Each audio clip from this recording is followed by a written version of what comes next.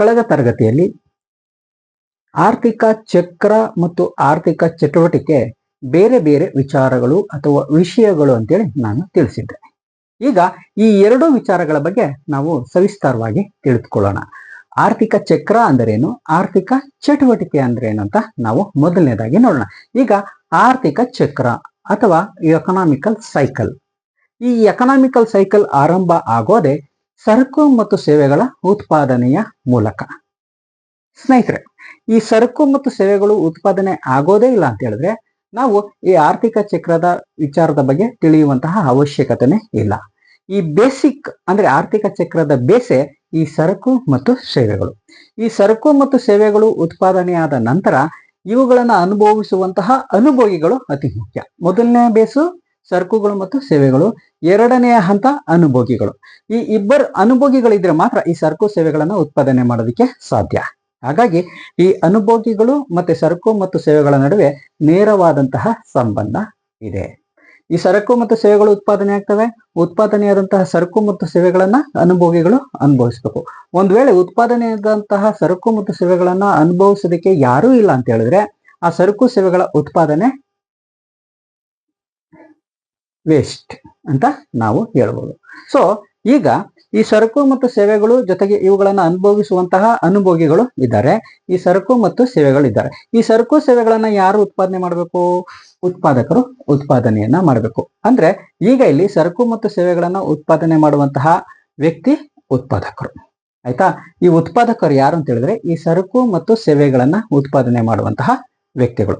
ಈ ಉತ್ಪಾದಕರು ನೇರವಾಗಿ ಅನುಭೋಗಿಗಳಿಗೆ ಸರಕುಗಳನ್ನ ಸರಬರಾಜು ಮಾಡೋದಿಲ್ಲ. ಅದಕ್ಕೆ ಮಧ್ಯವರ್ತಿಯಾಗಿ ಮತ್ತೊಬ್ಬ ಇರ್ತಾನೆ, ಆತನನ್ನ ವಿತರಕ ಅಥವಾ ಹಂಚಿಕೆದಾರ ಅಂತ ನಾವು ಕರಿತೀವಿ. ಈ ಹಂಚಿಕೆದಾರ ಅಥವಾ ವಿತರಕರನ್ನ ನಾವು ಮಧ್ಯವರ್ತಿ ಅಂತೇಳಿ ನಾವು ನಮ್ಮ ಆಡು ಭಾಷೆಯಲ್ಲಿ ನಾವು ಕರಿಬಹುದು. ಸ್ನೇಹಿತರೆ, ಈಗ ನಾವು ಈ ಆರ್ಥಿಕ ಚಕ್ರದ 4 ಅಂಶಗಳ ಬಗ್ಗೆ ನಾವು ಹೇಳ್ತಾ ಇದ್ವಿ. ಒಂದು ಸರಕುಗಳು ಮತ್ತು ಸೇವೆಗಳು, ಮತ್ತೊಬ್ಬ ಅನುಭೋಗಿ, ಇಲ್ಲಿ ಉತ್ಪಾದಕ, ಆ ಕಡೆ ವಿತರಕ. ಇವರ ಈ 4 ಜನರ ನಡುವೆ ನಡೆಯುವಂತಹ ಒಂದು ಕಾರ್ಯವನ್ನ ನಾವು ಎಕನಾಮಿಕಲ್ ಸೈಕಲ್ ಅಥವಾ ಆರ್ಥಿಕ ಚಕ್ರ ಅಂತೇಳಿ ನಾವು ಕರಿತೀವಿ.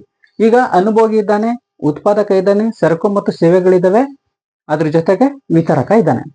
ಸೊ ಸರಕುಗಳು ಉತ್ಪಾದನೆ ಆಗಿವೆ, ಉತ್ಪಾದಕ ಇದ್ದಾನೆ, ಅನುಭೋಗಿ ಇದ್ದಾನೆ, ವಿತರಕನು ಕೂಡ ಇದ್ದಾನೆ. ಹಾಗಾದ್ರೆ ಇಲ್ಲಿ ಸರಕು ಮತ್ತು ಸೇವೆಗಳನ್ನ ಯಾವ ರೀತಿ ನಾವು ಕೊಳ್ಳಬೇಕು? ಇದಕ್ಕೆ ಹಣ ಬೇಕು. ಈ ಹಣವನ್ನ ವಿತರಣೆ ಮಾಡುವಂತಹ ಕಾರ್ಯವನ್ನ ಮಾಡುವಂತಹದ್ದೇ ಬ್ಯಾಂಕುಗಳು. ಸೊ ಈ 4 ಅಂಶಗಳಿಗೆ ಮುಖ್ಯವಾಗಿ ಬೇಕಾಗಿರುವಂತಹದ್ದು ಹಣ. ಈ ಹಣ ಎಲ್ಲಿಂದ ಬರುತ್ತೆ ಅಂತ ಹೇಳಿದ್ರೆ ನಾವು ಬ್ಯಾಂಕ್ನ ಮೂಲಕ ಬರುತ್ತೆ. ಸೊ ನಾವು ಎಲ್ಲಂದ್ರಲ್ಲಿ ಪ್ರಿಂಟ್ ಮಾಡೋದಕ್ಕೆ ಸಾಧ್ಯ ಇಲ್ಲ. RBI ಹಣವನ್ನ ಮುದ್ರಣ ಮಾಡಬೇಕು ಅಥವಾ ಆ ದೇಶದ ಕೇಂದ್ರ ಬ್ಯಾಂಕು ಹಣವನ್ನ ಮುದ್ರಣ ಮಾಡಬೇಕು. ಆ ಮುದ್ರಣಗೊಂಡಂತ ಹಣ ನೇರವಾಗಿ ಅನುಭೋಗಿಗಳ ಹತ್ರ ಬರೋದಿಲ್ಲ, ಅದು ಬ್ಯಾಂಕಿನ ಮೂಲಕನೇ ಬರಬೇಕು.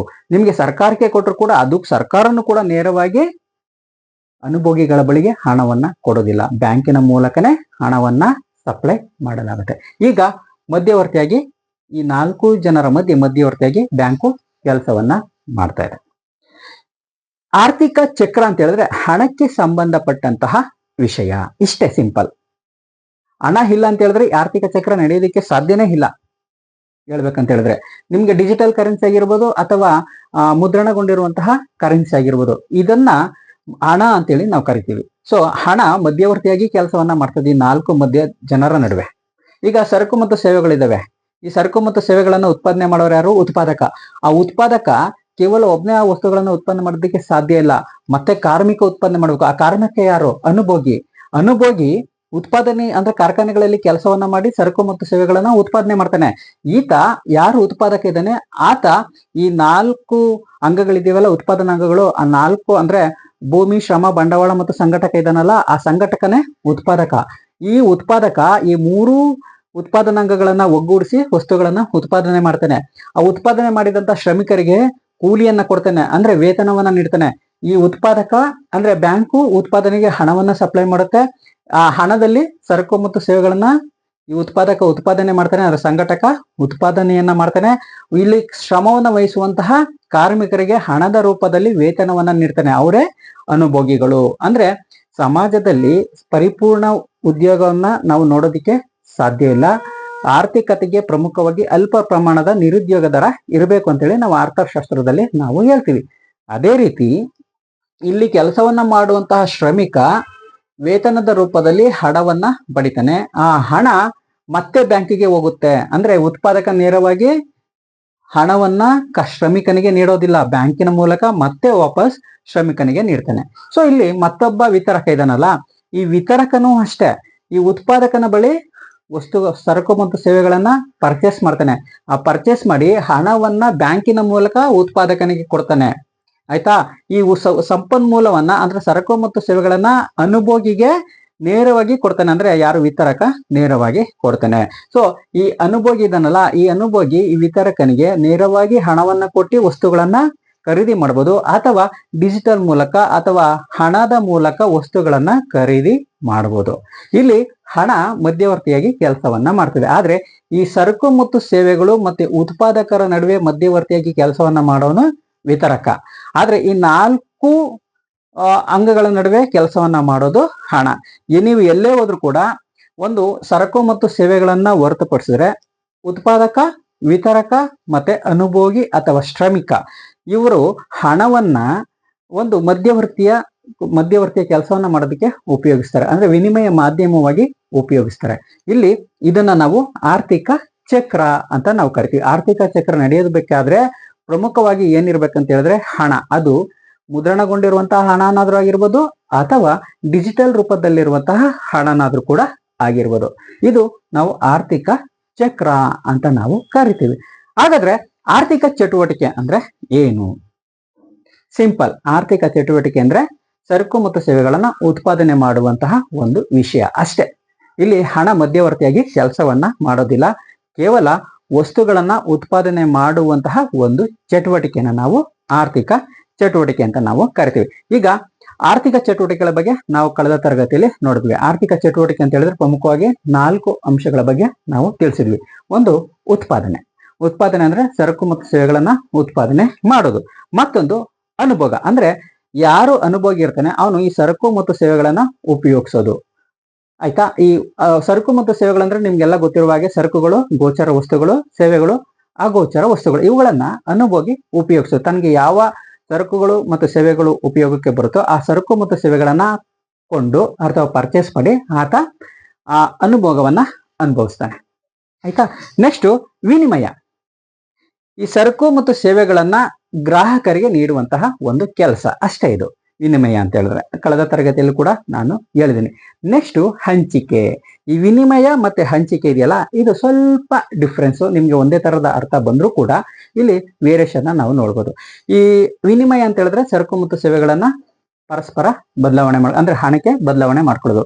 ಇಲ್ಲಿ ಹಂಚಿಕೆ ಅಂತ ಹೇಳಿದ್ರೆ ಉತ್ಪಾದನಾಂಗಗಳಿಗೆ ಪ್ರತಿಫಲವನ್ನ ನೀಡುವಂತಹ ವಿಚಾರ. ಇಷ್ಟೇ. ನಿಮ್ಗೆ ಉತ್ಪಾದನಾಂಗಗಳು ಗೊತ್ತಿದೆ ಯಾವ್ದಾವ್ದು ಅಂತ ಹೇಳಿದ್ರೆ ಭೂಮಿ, ಶ್ರಮ, ಬಂಡವಾಳ ಮತ್ತು ಸಂಘಟನೆ. ಇವು 4 ಉತ್ಪಾದನಾಂಗಗಳಂತ ನಿಮ್ಗೆಲ್ಲ ಗೊತ್ತಿದೆ. ಈ 4 ಉತ್ಪಾದನಾಂಗಗಳಿಗೆ ನಾವು ಗೇಣಿಯ ರೂಪದಲ್ಲಿ ಭೂಮಿಗೆ ಪ್ರತಿಫಲವನ್ನ ನೀಡ್ತೀವಿ, ಶ್ರಮಕ್ಕೆ ಕೂಲಿ ಅಥವಾ ವೇತನದ ರೂಪದಲ್ಲಿ ಪ್ರತಿಫಲವನ್ನ ನೀಡ್ತೀವಿ, ಬಂಡವಾಳಕ್ಕೆ ಬಡ್ಡಿಯ ರೂಪದಲ್ಲಿ ನಾವು ಪ್ರತಿಫಲವನ್ನ ನೀಡ್ತೀವಿ, ಮತ್ತೆ ಉತ್ಪಾದಕನಿಗೆ ಅಥವಾ ಸಂಘಟಕನಿಗೆ ಲಾಭದ ರೂಪದಲ್ಲಿ ಪ್ರತಿಫಲವನ್ನ ನೀಡ್ತೀವಿ. ಅಂದ್ರೆ ಉತ್ಪಾದನಾಂಗಗಳಿಗೆ ನೀಡುವಂತಹ ಪ್ರತಿಫಲ ಅಥವಾ ಪರಿಹಾರವನ್ನ ನಾವು ಹಂಚಿಕೆ ಅಂತ ನಾವು ಕರಿತೀವಿ. ಇದು ಆರ್ಥಿಕ ಚಕ್ರ ಮತ್ತು ಆರ್ಥಿಕ ಚಟುವಟಿಕೆಗೆ ಇರುವಂತಹ ಪ್ರಮುಖವಾದಂತಹ ಅಂಶ. ಆರ್ಥಿಕ ಚಕ್ರ ಅನ್ನೋದು ಹಣಕಾಸು ವ್ಯವಹಾರದ ಮೇಲೆ ನಡೆಯುವಂತಹ ಒಂದು ವಿದ್ಯಮಾನ. ಈ ಉತ್ಪಾದನೆ ಅನ್ನೋದು ಅಥವಾ ಆರ್ಥಿಕ ಚಟುವಟಿಕೆ ಅನ್ನೋದು ಸರಕು ಮತ್ತು ಸೇವೆಗಳ ಉತ್ಪಾದನೆಯಲ್ಲಿ ನಡೆಯುವಂತಹ ಒಂದು ಕಾರ್ಯ. ಇಷ್ಟೇ ವ್ಯತ್ಯಾಸ. ಈಗ ನಿಮ್ಗೆ ಇಲ್ಲಿ ಒಂದು ವಿಚಾರವನ್ನ ನಾನು ನಿಮ್ಗೆ ಹೇಳ್ಬೇಕು. ಸಾಮಾನ್ಯವಾಗಿ ಸ್ಪರ್ಧಾತ್ಮಕ ಪರೀಕ್ಷೆಗಳಲ್ಲಿ ಈ ತರದ ಕನ್ಫ್ಯೂಷನ್ ಪ್ರಶ್ನೆಗಳನ್ನ ಕೇಳ್ತಾರೆ. ಆಯ್ತಾ? ನಿಮ್ಗೆ ಎಕನಾಮಿಕ್ ಸೈಕಲ್ ಅಥವಾ ಆರ್ಥಿಕ ಚಕ್ರ ಅನ್ನೋ ವಿಚಾರ ನಿಮ್ಗೆ ಗೊತ್ತಿದ್ರೆ ಖಂಡಿತವಾಗಿಯೂ ಆರ್ಥಿಕ ಚಕ್ರದ ಬಗ್ಗೆ ನೀವು ಸಮರ್ಪಕವಾದ ಉತ್ತರವನ್ನ ಬರೀಬಹುದು. ಅದೇ ರೀತಿ ಆರ್ಥಿಕ ಚಟುವಟಿಕೆ ಕುರಿತಾದಂತಹ ವಿಚಾರ ಬಂದ್ರೆ ನೀವು ಕೂಡ ಸಮರ್ಪಕವಾದ ವಿಚಾರವನ್ನ ಬರೀಬಹುದು. ಅಂದ್ರೆ ಆರ್ಥಿಕ ಚಕ್ರ ಹಣಕಾಸು ವ್ಯವಹಾರದ ಮೇಲೆ ನಿಂತಿದೆ. ಆರ್ಥಿಕ ಚಟುವಟಿಕೆ ಉತ್ಪಾದನೆಯ ಮೇಲೆ, ಸರಕು ಮತ್ತು ಸೇವೆಗಳ ಉತ್ಪಾದನೆಯ ಆಧಾರದ ಮೇಲೆ ನಿಂತಿದೆ.